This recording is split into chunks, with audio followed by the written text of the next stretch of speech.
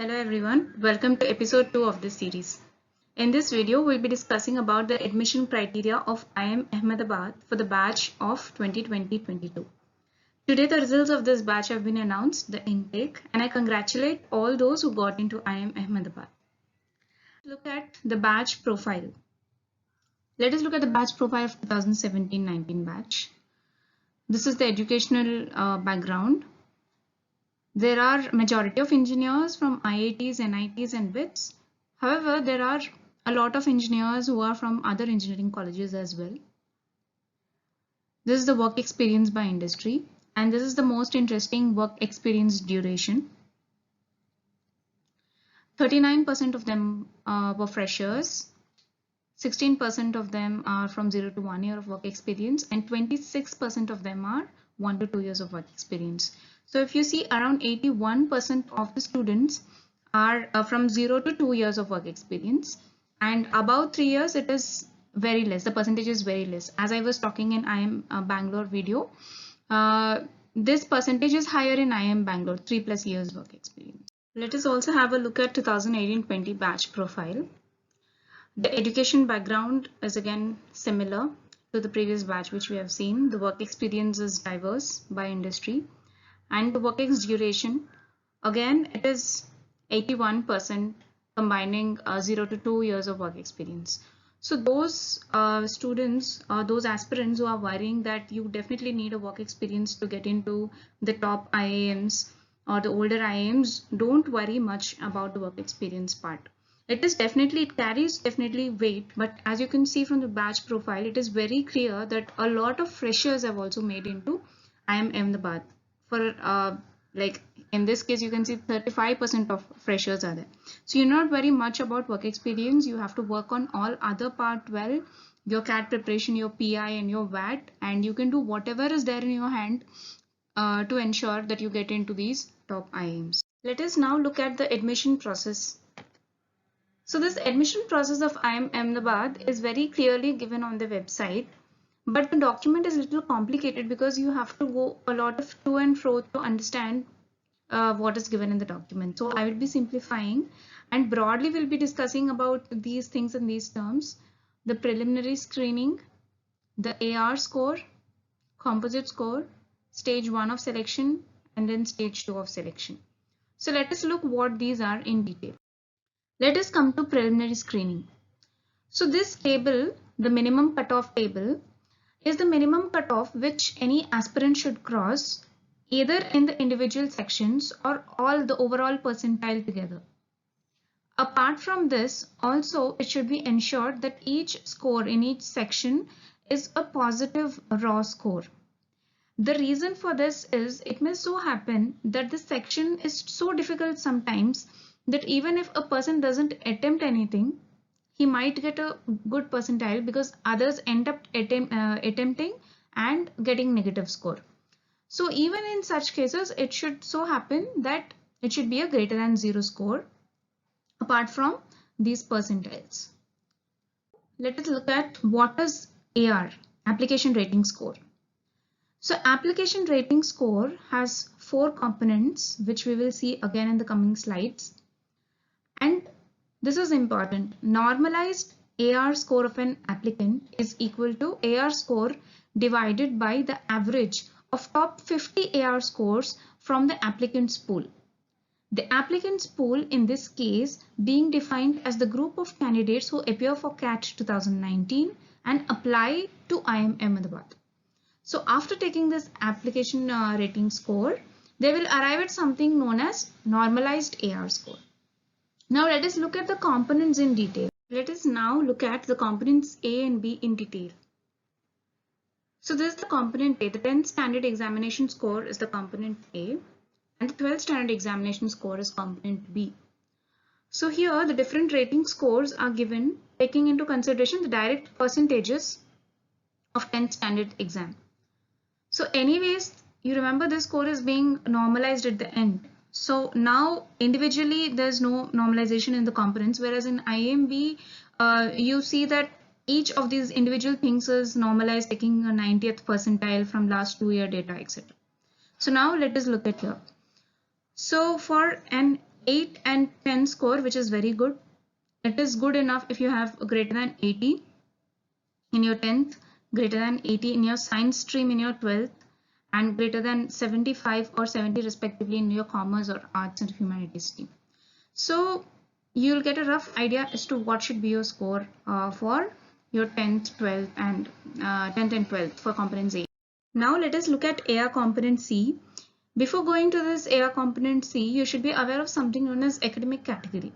This academic category is defined by IIM Ahmedabad. They divide all of these streams of bachelor's degree or integrated master's degree into different academic categories. So let us quickly look at what these are. So you can see academic category 1, that is medicine and science, surgery based subjects. Then academic category 4, engineering, technology, architecture. So all your BTech and MTech degrees come under this category. So similarly, there are academic category 5 and 6 as well. So you should first understand which category you fall into, so that you will have an idea of how much would be your score according to IIM Ahmedabad criteria. Okay. For academic category 1, 2 and 3, above 65% or above 57% or above 70% gives you an 8 or 10 score. Similarly, for academic category 4 and 6 and 5, there are two different tables. So you need to check your academic category and that particular percentage which you're looking at to understand what is your competency. Let us look at component D. Component D is the work experience component. So less than 12 months will be a 0 for this, and greater than 36 months will be a 5, and greater than or equal to 12 months and less than or equal to 36 months will be calculated based on this formula. MF is the multiplication factor, which is 0.2. So through this you can calculate your component D. Calculated, your final application rating score is given as the sum of all these components, A plus B plus C plus D. Now this is not done here. Let us look further what they are doing with this application rating score. Now let us look at the admission process stage 1. So in stage 1, there are two types of calls for this PIWAT calls. So let us look at type A of calls. So again, this type A and type B is what I have given for you to understand easily. So type A calls take into consideration your composite score. We'll see what is composite score. Plus criteria. There are different criteria C1 to C6. So for this type of calls, only C1 to C3 criteria, if you hold good, those are enough. Provided you are top 5% of some category, we'll see what that category is. And also there are some upper limits for whom they can call. Now let us look clearly what it is. So it says, the document says, a certain number of top candidates from each of the academic disciplines will be shortlisted for AWT and PI on the basis of their composite score. So what is this composite score? This composite score is 35% weightage is given to your normalized AR score. We have seen what is AR score, A plus B plus C plus D before. They will normalize it. How they'll normalize, we saw it before.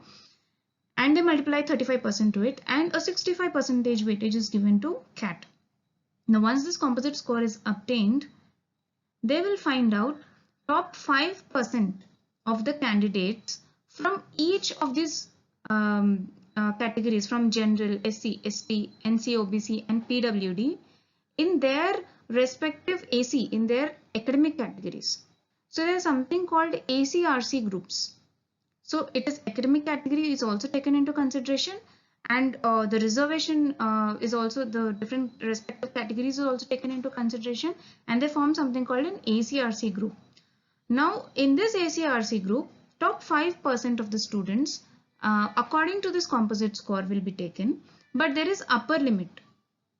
Okay, and also there is this thing, right? At least 100, there is a lower limit also for the number of applicants. At least 100 should be there from each category. If 100 applicants for that year CAT for IMA are not present, then this will not be applicable for that particular category.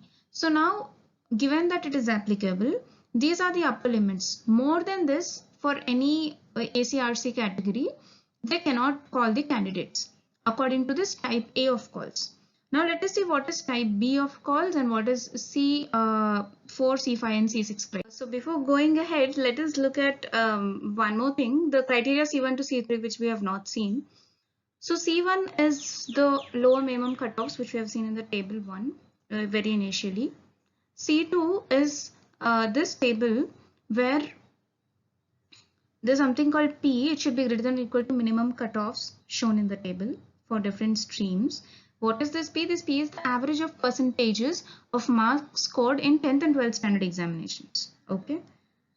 Now there's a criteria 3. The criteria 3 is it should be greater than or equal to the minimum cutoff percentage to be set at 80th percentile of the percentage of marks of the respective ACRC group.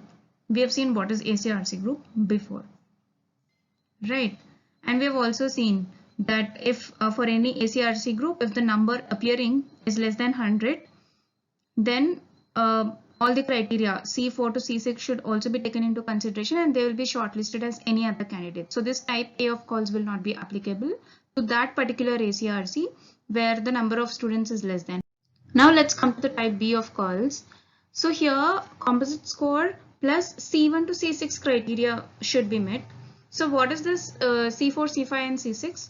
C4, C5 and C6 are something like this. C4, your percentiles for all the 3 different sections and the total percentile should fall according to this.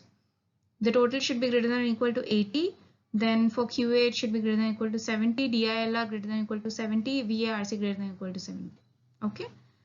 Then C5 is that the average of the percentages of marks scored in 10th and 12th should be greater than or equal to 80 in the science stream, 77 in commerce and 75 in arts and humanities. And C6, that is the percentage of marks in your bachelor's examination should be greater than or equal to the minimum cutoff percentage. It will be set at 80th percentile of the percentage marks of the respective AC group of the applicant's pool. Right? So now taking into consideration all these criteria plus the composite score, if you clear all these criteria, then your composite score will be taken into consideration to give you the calls for PI and WAT. Now let's come to the stage 2 of the admission process. This is the final selection process, and for this there's something called FCS, the final composite score, which is computed after your PI and WAT. So these are the different weightages. The PI is given a major weightage of 50%, and then your written ability test will be given a weightage of 10%. So these two themselves account for 60% of the weightage in your FCS. And apart from this, 25% to the CAT and 15% only to the application rating RC score. So if you see, once you cross the stage of once you cross stage 1, all of you will be having similar CAT score. So this 25% is not going to affect much. Like for all of you, it is going to be the same. Similarly, for application rating score, even though if it is slightly here and there, it is only 15%. So majorly you can cover each of these things up in your personal interview and AWT. So if your personal interview goes very well, that itself is a very big thing for your stage 2 of conversion. Summary. In stage 1, CAT is given 65% weightage, and your 12th bachelor's work experience, 10th, what all we have seen is 35% weightage. And in the phase 2, CAT is given only 25, VAT and PI are given 50. So for the final selection, 85% is in your hands for IIM Ahmedabad to get selected to IIM Ahmedabad, and 65% of weightage in your first stage is again in your hands. And if you fall in that 5% of the highest composite scores in that ACRC category, again, irrespective of other factors, irrespective of those criteria C4, C5 and C6, you'll still be given a chance to appear for IIM Ahmedabad interview, and then this 85% is in your hands. So having a look at all this will give you a realistic view of what are your chances. So there are a lot of students who worry about maybe 2 or 3 months of work experience here and there.